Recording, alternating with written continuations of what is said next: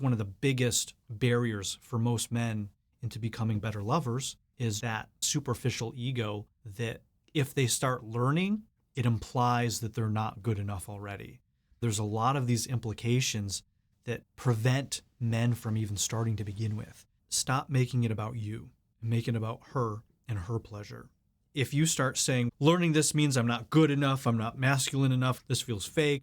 If instead of making it all about you and your capabilities, if instead you just dedicate yourself and focus on what's everything and anything I can do to make my partner feel amazing?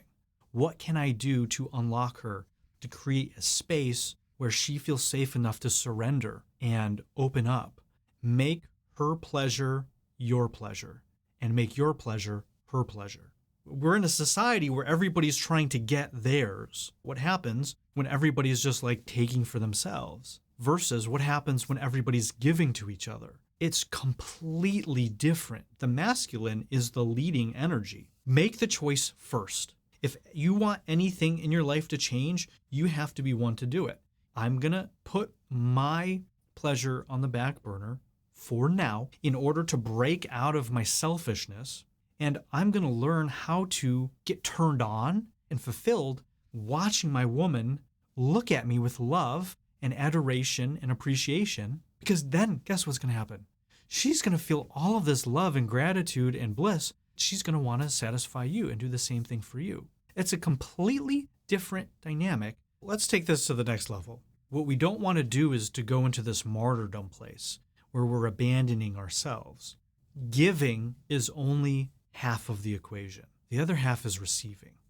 There's a lot of us who may feel like we're great givers, but maybe not great receivers. Learning how to receive love, affection, tenderness, pleasure from your woman, from your partner, is a huge part of it. It's half of it. Sometimes we even become hyper-focused in that to avoid having to deal with receiving all of that. Who am I to receive your love? One of the hardest things to do in deep relationships is to be able to open and accept unconditional love. When I work with clients doing the shadow work, everybody thinks it's about just the darkness, the bad stuff.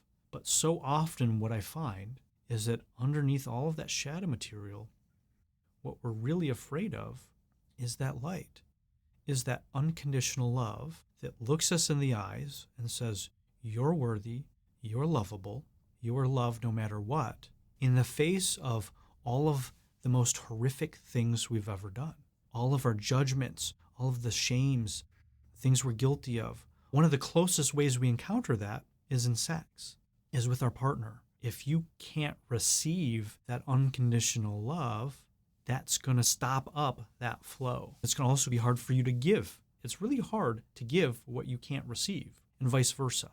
You find out giving and receiving is part of the same process. It's just like yin and yang. That the yin is just as much part of the yang as the yang is part of the yin.